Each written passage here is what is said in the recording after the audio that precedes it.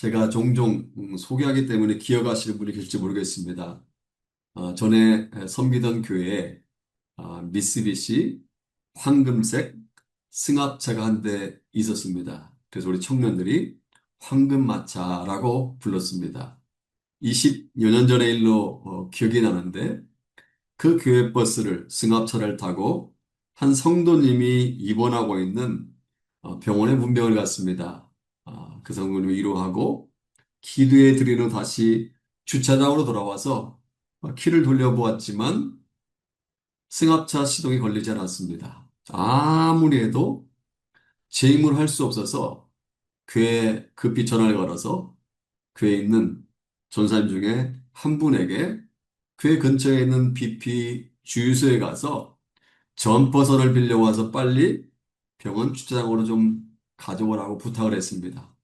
15분 정도 되어서 그 전사님이 도착했습니다. 빌려온 점퍼선을 가지고 전사님 수용차와 또 교회버스 배터리 연결하자 손쉽게 시동이 걸렸습니다. 그래서 무사히 교회로 돌아올 수 있었는데 서너 시간이 지난 후 또다시 문제가 생겼습니다. 시내에 볼 일이 있어서 출발하려고 시동을 키려고 자동차 키를 눌렸지만 또다시 시동이 걸리지 않는 것이었습니다. 오전에 병원 주차장에서와 같이 아무리 해도 시동은 걸리지 않았습니다. 그래도 다시 교회 근처에 있는 BP 주유소에서 점퍼선을 빌려와서 시동을 걸긴 했지만 마음이 찜찜했습니다. 그래서 시내에 가려고 했던 스케줄을 취소하고 곧장 자동차 정비소로 갔습니다. 정비소 직원이 배터리를 체크했지만 배터리에는 아무런 이상이 없었습니다. 배터리 외에 다른 것도 체크했지만 왜 자동차 시동이 걸리지 않는지를 그 원인 찾지 못했습니다. 그 직원은 이곳저곳 랜턴을 켜서 살펴보더니 갑자기 이렇게 말하는 것이었습니다. 아하, 목사님, 여기 보세요. 전기는 통해야 합니다. 그런데 뭔가가 이렇게 막고 있기 때문에 전기가 통하지 않았고 전기가 통하지 않기 때문에 자동차 시동도 걸리지 않은 것입니다. 알고 보니까 문제는 다른 데 있지 않고 배터리와 배터리 선이 연결되는 접촉 부위였습니다. 배터리에서 밖으로 흘러나온 황산 때문에 배터리 선이 연결되는 부위에 여러 가지 이물질이 끼어 있는 바람에 전기가 제대로 통하지 않았던 것입니다. 그 직원이 그 배터리 연결 부위를 샌드페이퍼로 문질러서 깨끗이 한 후에 다시 선을 연결해 주자 더 이상 문제는 생기지 않았습니다. 이미 20년도 더 지난 일이지만 저는 굉장히 중요한 것을 그때 깨달았습니다. 우리가 알고 있는 상식이지만 전기는 통해야 한다는 것입니다. 전기가 통해야 파워가 힘이 생긴다는 것입니다. 배터리와 선이 붙어 있지 않으면 파워는 나올 수 없고 힘은 생기지 않는 것입니다. 이것을 저는 접근의 힘이라고 표현하고 싶습니다. 오늘 우리가 읽은 본문에도 가까이 하는 것이 힘이고 또한 접근하는 것이 복임을 말씀하고 있습니다. 그래서 저는 오늘 본문을 가지고 말씀의 제목을 이렇게 붙여봤습니다. 가까이 하는 것이 복입니다. 한번 따라서 하실까요? 가까이 하는 것이 복입니다. 가까이 하는 것이 복입니다. 지난 금요일 우리 하모니 전체 가족 카톡방에 제가 언급한 것처럼 맹모 삼천이라는 말을 아실 것입니다. 맹자의 어머니가 아들 맹자의 교육을 위해서 세 번씩이나 이사했다는 말입니다. 처음에 묘지 곁으로 이사 갔더니 아들이 상인을 메고 곡을 내는 흉내를 하더랍니다. 다시 저작거리, 시장 곁으로 이사를 했더니 아들이 장산 흉내를 내고 마지막에는 서당 곁으로 이사를 했더니 아들이 글 읽는 흉내를 냈다고 합니다. 다 그런 것은 아니지만 대체로 술을 잘 마시는 사람을 가까이 하면 술을 배우게 되고 화투를 좋아하는 사람을 가까이 하다 보면 화투를 하게 되고 골프를 좋아하는 사람을 가까이 하면 골프를 치게 됩니다.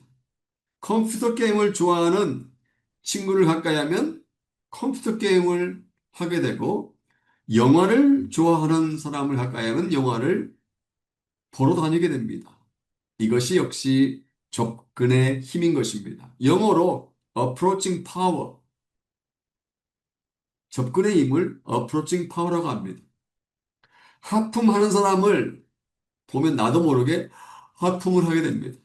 옆에 꾸벅꾸벅 졸고 있는 사람을 보게 되면 저놈 내 나도 모르게 옆 사람을 따라 졸게 됩니다.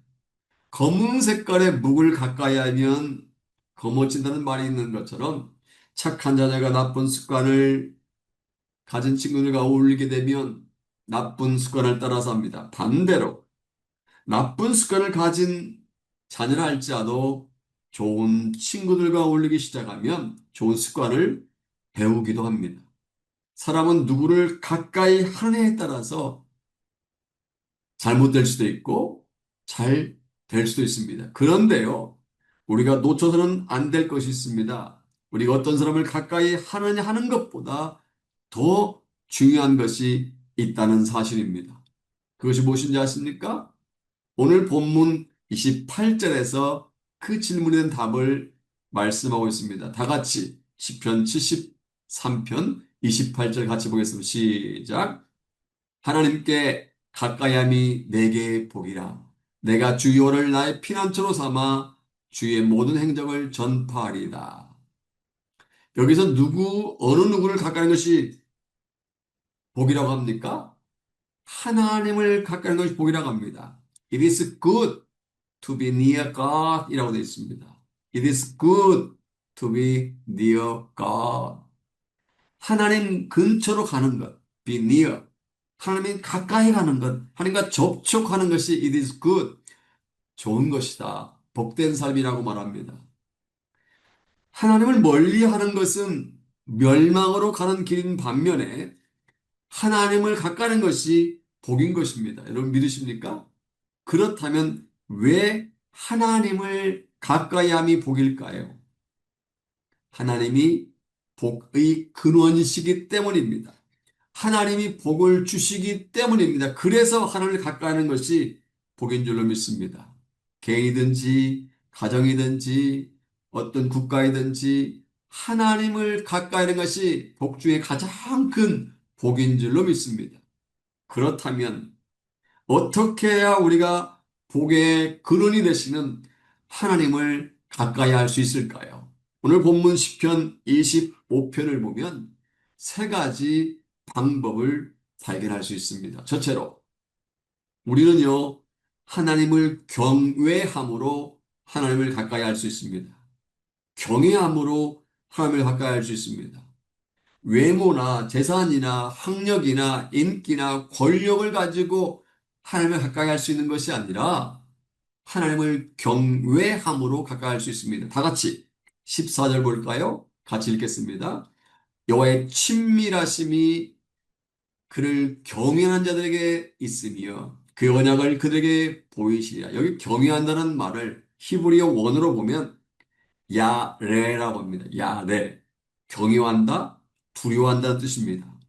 자칫 잘못하면 하나님을 무서워한다라고 오해할 수 있는데 성경 어디에도 하나님을 무서워하라는 말씀은 존재하지 않습니다. 그 대신 하나님을 두려워하라고 하는데 이 말은 하나님을 공경하며 하나님을 높여드리며 존경하는 마음으로 하나님을 받드는 것을 의미합니다. 다시 반복해서 말씀드립니다. 경외라는 말은 하나님을 공경한다. 하나님을 높여드린다. 존경하는 마음으로 하나님을 받든다. 이런 뜻입니다.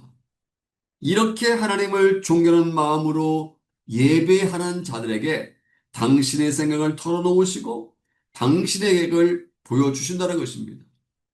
우리가 존경하는 마음으로 예배할 때 하나님과 친밀한 관계를 맺을 수 있고 하나님의 뜻을 더 깊이 체험하게 된다는 것입니다. 이뿐만 아닙니다. 시편 34편 9절과 10절에서 말씀하고 있는 것처럼 하나님을 존경하는 마음으로 예배하는 자들은 부족함이 없게 된다고 합니다.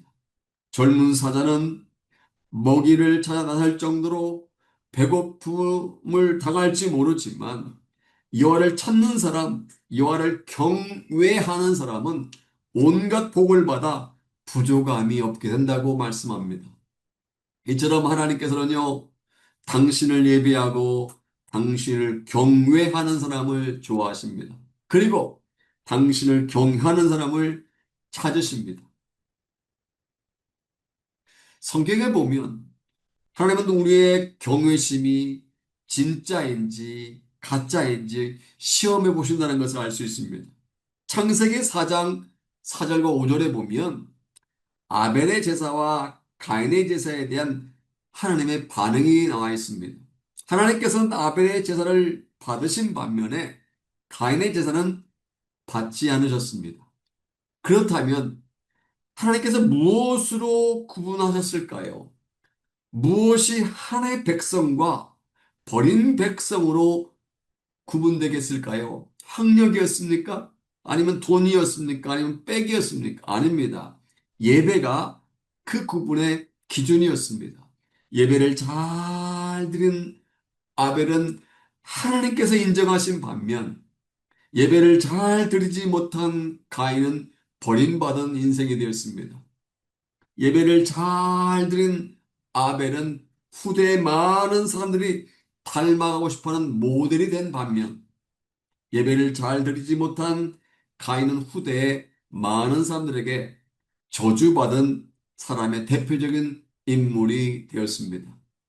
우리는 흔히 아브라함을 믿음의 조상이라고 부릅니다. 그게 많은 특징이 있지만 창세기 12장 5절부터 7절을 보면 아브라함은 하나님을 가까이 했다는 것을 알 수 있습니다.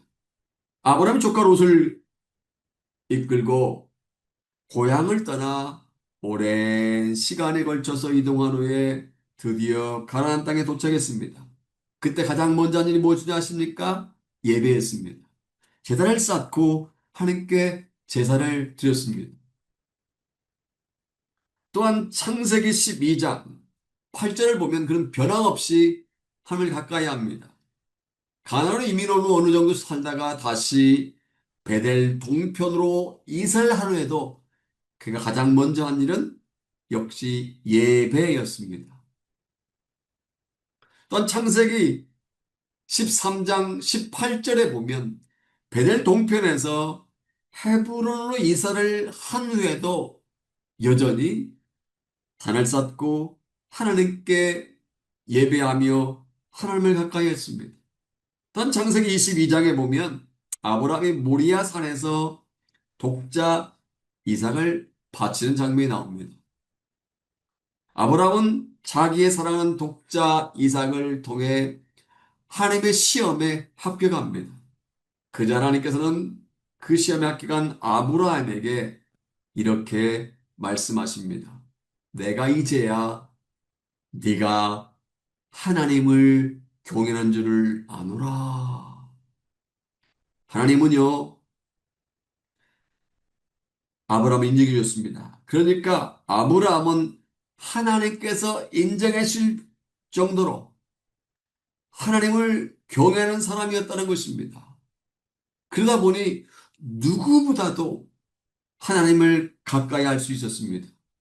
그러니까 하나님은 아브라함은 하나님을 경외함으로 하나님과 친밀해질 수 있었고 후에는 믿음의 조상으로 쓰임받기까지 했다는 것입니다. 여러분, 하나님께 인정받고 싶습니까? 그렇다면 아브라함처럼 예배하시기 바랍니다. 하나님께 가까이 하고 싶습니까? 그렇다면 아브라함처럼 하나님을 경외하시기 바랍니다. 우리는 경외함으로 예배함으로 하나님과 친밀해질 수 있고 하나님과 가까이 할 수 있습니다. 둘째로 하나님을 바라봄으로 우리는 하나님을 가까이 할 수 있습니다. 오늘 본문이 기록되어 있는 시편 25편 1절 바로 위에 보면 다윗의 시라고 그렇게 언급되어 있습니다. 그렇다면 시편 25편은 다윗이 고백한 것임을 알 수 있습니다. 시편 25편을 한 절 한 절씩 읽다 보면 다윗의 매우 특징적인 모습을 발견할 수 있습니다. 몇 것을 한번 찾아보겠습니다. 1절 보면 여호와의 나의 영혼이 주를 우러러 보나이다. 3절을 보면 주를 바라는 자들은 5절을 보면 하나님이시니 내가 종일 주를 기다리나이다. 21절 내가 주를 바라보니 계속 이처럼 다윗은 계속해서 계속 주를 우러러본다. 주를 바라본다. 주를 기다린다라고 고백합니다. 오늘 우리가 읽은 본문에도 다윗은 하나님을 바라보고 있다고 바라본다고 고백하고 있습니다. 다 같이 15절 볼까요? 15절 같이 읽겠습니다. 내 눈이 항상 여호와를 바라보면 내 발을 그물에서 벗어나게 하실 것이미로다. 전에 사용하던 개역 성경에는 내 눈이 항상 여호와를 앙망하면이라고 앙망이라고 썼습니다. 앙망. 그런데 지금 우리가 사용하고 있는 개역 개정판 성경에는 바라봄이라고 번역해 놓았습니다. 어떻게 보면 바라봄이라는 단어보다 앙망이라는 단어가 더 의미가 있습니다. 단어가 좀 어려운 단어지만 앙망이라는 단어가 바라봄이라는 단어보다 좀 더 깊은 의미가 있습니다. 앙망이라는 말은 그냥 우리가 지나치며 본다 이 뜻이 아닙니다. 늘 사모하며 바라보는 것, 눈이 고정되어 있는 것, 이것이 바로 앙망입니다. 앙망이라는 말을 쉽게 이해하기 쉽도록 제가 한 가지 예를 들어보겠습니다. 10여 년 전 제가 멜번에 살 때 꽈리고추, 깻잎, 호박 등의 씨앗을 심은 모종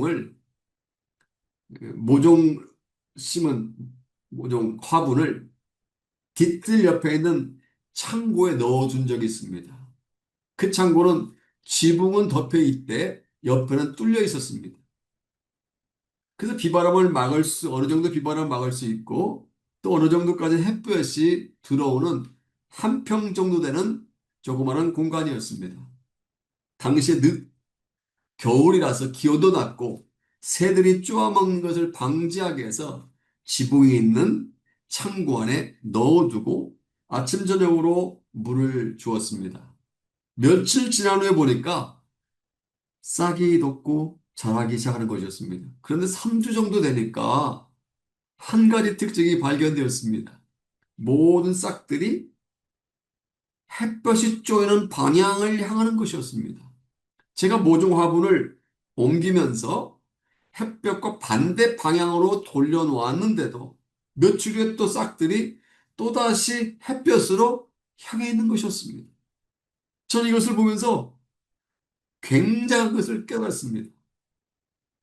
식물들은 햇볕을 향하는구나. 너무나 심플한 건데도 저는 제 눈에서 그것을 발견하니까 새로운 것을 깨달은 것처럼 너무 신기했습니다. 우리가 화분에 식물들을 아파트 베란다나 또 이렇게 놓아두면 창문 쪽을 향해서 자라가지 않습니까? 한여름에 해바라기는 태양만 바라봅니다. 태양이 구름 속에 가려 있어서 보이지 않아도 해바라기는 항상 구름 속에 태양을 바라봅니다. 이 모습이 바로 앙망하는 모습인 것입니다. 다윗은 항상 주님을 앙망했던 사람이었습니다. 항상 주님을 바라보았던 주바라기였습니다. 바로 이것이 그로 하여금 모든 고통과 역경을 극복할 수 있게 만든 비결 중에 하나였던 것입니다. 주님을 앙망하는 삶의 자세가 그로 하여금 하나님의 시간이 될 때까지 인내하며 기다리게 한 것입니다. 우리가 한눈 팔다 보면 얼굴에 상처가 난다거나 넘어지거나 잘못 헛디뎌서 여러 가지 어, 힘든 일을 겪을 때가 있지 않습니까? 한눈을 팔면 고생합니다. 영적으로 한눈을 팔면 우리는 사단이 쳐놓은 그물에 빠질 수가 있습니다. 그런데요, 하나님을 앙망하면, 하나님을 우러러보면, 다윗처럼 하나님을 바라보면 하나님께서는 사단이 쳐놓은 그 문에서 우리를 벗어나게 하십니다. 고수는 집중을 잘한다는 말이 있습니다. 고수들은 집중을 잘한다. 망치로 내려쳐야 할 못에 집중을 잘하는 사람이 탁월한 목수가 됩니다. 피아노에 집중을 잘하는 사람이 유명한 피아니스트가 됩니다. 표적에 집중을 잘하는 사람이 세계적인 사격선수, 양궁선수가 됩니다. 집중력에 따라서 아마추어와 프로가 구분됩니다. 저는 우리의 신앙생활도 마찬가지라고 생각합니다. 신앙생활의 핵심에 집중하느냐, 집중하지 못하냐에 따라서 성숙한 성도냐, 미성숙한 성도냐로 구분됩니다.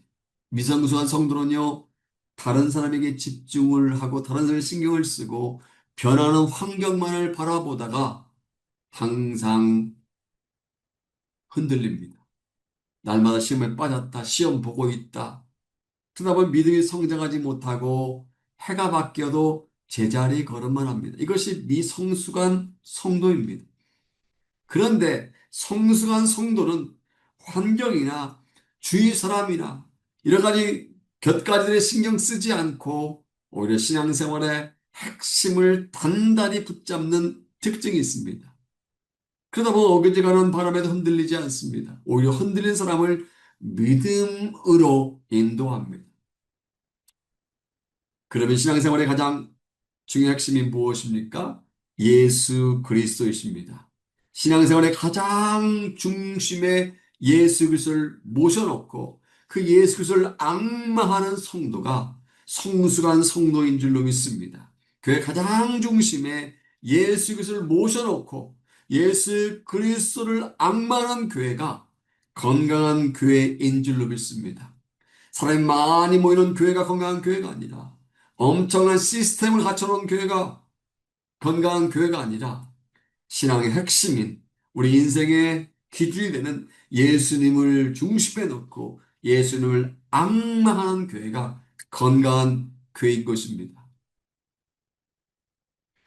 제가 전에 한번 소개한 적이 있는 것 같은데 어느 날 장날 사람들이 많이 붐비는 장터에 한 사람이 군중들 사이, 무리들 사이에 섞여 있었습니다. 이 사람은 돈을 훔치기 위해서 기회를 노리며 돈이 많은 것을 찾아서 마침내 돈 뭉치 하나를 들고 달아났습니다. 관한 대낮에 많은 사람이 지켜보는 가운데 그런 짓을 했기 때문에 몇 발자국 달아나지 못한 채 붙잡힙니다.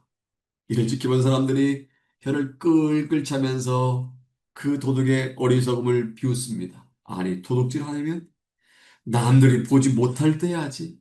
이 많은 사람들이 보고 있는 대낮에 그것을 하다니. 너 사람들 많이 보고 있는 것을 알지 못했느냐? 비웃었습니다. 그러자 도둑질하다 잡힌 사람이 이렇게 대답했다고 합니다. 사람은 전혀 보이지 않았습니다. 내 눈에는 돈밖에 보이지 않았습니다. 무슨 말입니까? 돈의 모든 신경을 곤두세우다 보면 주위 사람들이 많다는 것을 깜빡 잊게 된다는 것입니다. 마찬가지 원리입니다. 우리가 주위 환경에 집중하다 보면 주님이 보이지 않습니다. 반대로 우리가 주님께 집중하다 보면 다른 것들이 보이지 않는 줄로 믿습니다. 사랑하는 여러분, 주위 환경에 흔들리지 않고 승리한 삶을 살고 싶습니까? 그렇다면 하나님께 집중하시기 바랍니다. 하나님께 가까이 하고 싶습니까? 그렇다면 다윗처럼 하나님을 앙망하시기 바랍니다. 우리는 하나님을 앙망함으로 말미암아 주위 환경에 흔들리지 않고 하나님과 보다 친밀해질 수가 있습니다. 세 번째입니다. 하나님께 회개함으로 하나님을 가까이 할 수 있습니다. 한자로 회개란 뉘우칠 회, 고칠 개라고 되어 있습니다. 다시 말해서 뉘우치는 것이 회개입니다. 그런데요, 뉘우치는 것만으로는 참된 회개가 아닙니다. 잘못을 뉘우치는 것은 참회에 불과합니다. 우리는 잘못한 것을 뉘우치는 것을 고치지 말고 더 나아가 잘못된 것을 고쳐야 합니다. 이것이 바로 참된 회개인 것입니다. 죄를 지었으면 죄와 싸우기까지 죄와 멀어지려고 노력을 하고 기도를 하고 죄와 관련된 생활에서 멀어지려고 스스로 노력하고 있는 사람이 진짜 회개한 사람의 모습인 것입니다. 그런데요, 회개하는 사람과 회개하지 않는 사람은 죄에 대한 느낌의 차이가 있습니다. 회개를 잘하지 못하는 사람은 죄를 가볍게 여기는 경향이 있습니다. 아이, 뭐, 이번 한 번쯤이야, 뭐. 아이, 뭐, 남들 다 그러는데, 뭐, 죄를 가볍게 여깁니다. 반면에 회개를 잘하는 사람은 죄를 중하게 여깁니다. 아유, 내가 이러면 안 되는데. 내가 믿는 사람인데, 내가 목사인데 하면서 나름 죄를 짓지 않으려고 발버둥을 칩니다. 여러분, 죄가 반복되다 보면 죄에 대한 감각이 점점 떨어진다는 사실 아십니까? 처음에는 그 죄가 두렵습니다. 괴롭습니다. 그런데 죄를 계속해서 그냥 놔두면 시간 지날수록 죄에 대해 소홀해지고 무감각해집니다. 옛말에 바늘도둑이 소도둑 된다는 말이 있지 않습니까? 조그만 죄는 점점 커져갑니다. 부끄러운 과거인데요. 제 어머님이 기억하실지 모르겠습니다. 제가 초등학교 2학년 무렵에 부엌 찬장에서 어머니의 10원짜리 동전 하나를 훔친 적이 있습니다. 그런데요, 그 죄가 점점 커지는 거예요. 동전 하나부터 시작됐는데 나중엔 동전, 10원짜리 동전이 두 개가 되고 동전 세 개가 됐습니다.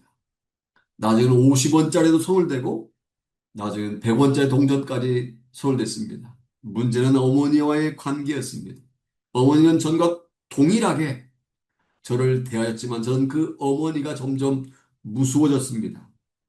상무야 하면 제가 깜짝 놀랐습니다. 그리고 할 수만 있으면 어머니 얼굴을 보지 않으려고 한동안 피해 다녔습니다. 어머니는 똑같아요. 점점 똑같이 맛있는 음식을 해주시고 똑같이 저를 대해주시는데 제 마음이 어머니로부터 멀어져 가고 어머니가 사랑스러운 것이 아니라 사랑스러웠던 어머니가 점점 부담스러운 어머니, 무슨 어머니, 혹시나 너 이놈 산장에서 동전에 손댔지? 라고 야단칠까 봐 날마다 피하기 일쑤였습니다. 이사야 59장 1절과 2절에 굉장히 중요한 말씀합니다. 너희의 죄악이, 다시 말하면 우리의 죄악이, 저와 여러분의 죄악이 하나님과 우리 사이를 멀어지게 만드는 것입니다. 하나님께서 우리의 기도를 듣지 않은 이유가 무엇일까요? 하나님의 귀에 문제가 생겨서 둔해졌을까요? 아닙니다. 우리의 죄악, 저와 여러분들의 죄악 때문입니다. 주에 보면 매일매일 부르짖어 기도하고 자주 금식하는데도 기도 응답을 경험하지 못하는 분들이 있습니다. 다 그런 것은 아니지만 하나님 앞에서 고백해야 할 죄가 여전히 남아있기 때문에 기도 응답을 받지 못하는 경우도 많습니다.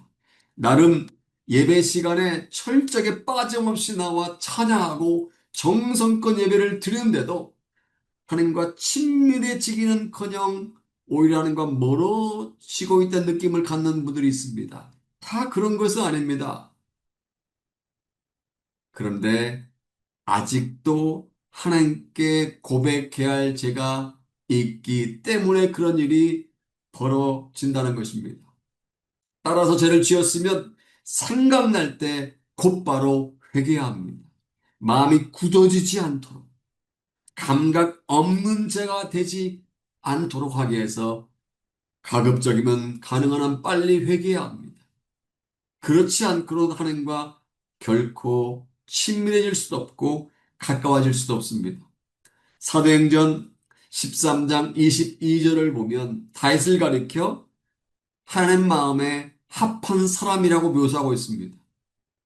하나님 마음에 꼭 들은 사람이라는 의미입니다. 왜 하나님께서 다윗을 그렇게 보셨을까요? 다윗이 죄가 없었기 때문일까요? 아닙니다. 그는 간음을 했고요. 살인까지 저지른 사람입니다. 어떻게 우리보다 정말 못한 사람일 수도 있습니다.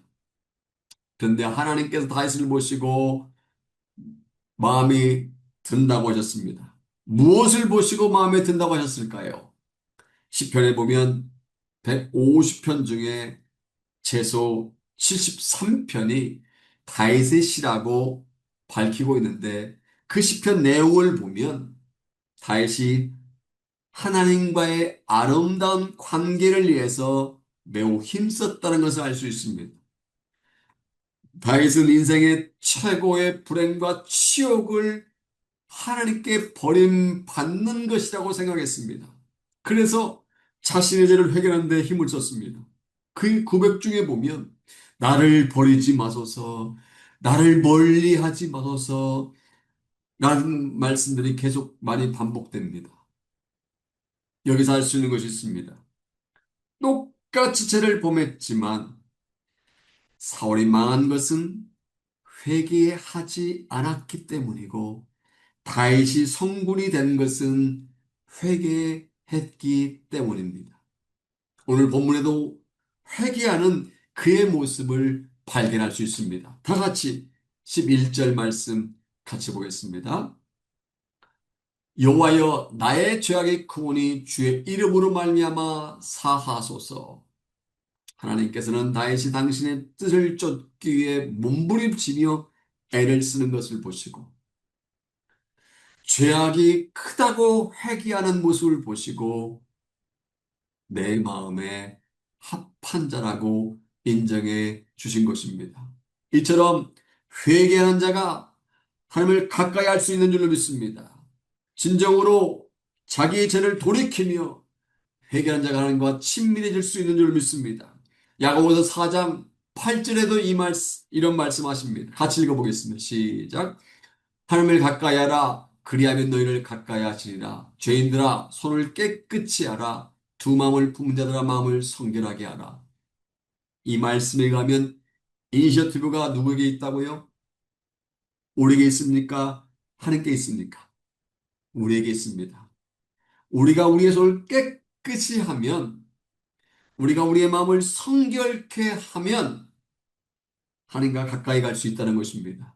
그렇게 할 때 하나님께서 우리의 삶에 가까이 오시는 것입니다.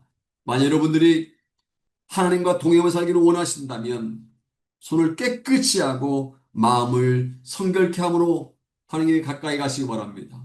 여러분들이 하나님의 인도를 받기를 원하신다면 하나님을 가까이 하시기 바랍니다.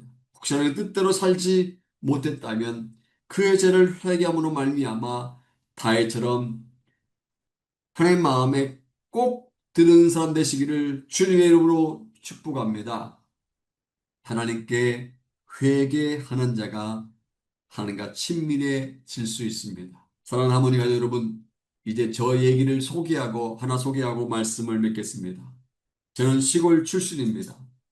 지금에 많이 달라졌지만 저의 고향은 전라북도 진안입니다. 첩첩 산골입니다. 과거엔 겨울철 눈이 많이 오면 차들이 다니지 못했습니다. 그리고 바다와 멀리 떨어진 내륙이었기 때문에 신선한 회를 먹을 기회가 거의 없었습니다. 제가 기억하기로 아마 회를 처음 먹은 것이 청소년 시기 훨씬 지나 아마 대학 1학년 때인 것 같습니다. 제 기억으로는 그렇습니다. 또한 서울에 있는 대학이 아닌 전주에 있는 대학의 합격만 해도 동네에서 화제가 되곤 했습니다. 부모님의 소원은요, 자녀들이 초등학교 선생님 되는 거나 아니면 면서기가 같은 초급 공무원이 되는 것이었습니다. 그런데 제가 하나님의 은혜로 서울에 있는 모 대학원을 졸업하고 모 그룹의 연구소 연구원이 된 후에 한 달 만에 추석을 맞이해서 시골에 내려갔더니 난리가 났습니다. 저희 어머님은 제 명함을 장롱 앞 정면에 풀로 딱 붙여놓으셨습니다. 전라도 출신 제가 경상도 사람들 대부분인 그 그룹 연구원이 된 것을 굉장히 좋아하셨습니다. 저희 아버님 제가 알고 있는 명함을 달라고 하시더니 제가 한 장 드리니까 더 많이 달라고 아마도 동네 친구분들께 나누어 주셨는지 아니면 뭐라고 말씀하셨는지 모르지만 제가 있는 동안 동네 어르신 몇 분이 찾아와서 저에게 청탁을 하는 것이었습니다. 상호야, 예정을 생각해서 우리 아들도 취직 좀 시켜달라. 내 딸 일만 사무원 자리라도 있는지 좀 알아봐 달라. 운전기사 자리라도 좋으니까 한번 써달라. 사실 연구소에 갓 입사한 신입사원이 무슨 힘이 있겠습니까? 그런데 부지런히 찾아와서 그렇게 청탁 아닌 청탁을 하는 것이었습니다.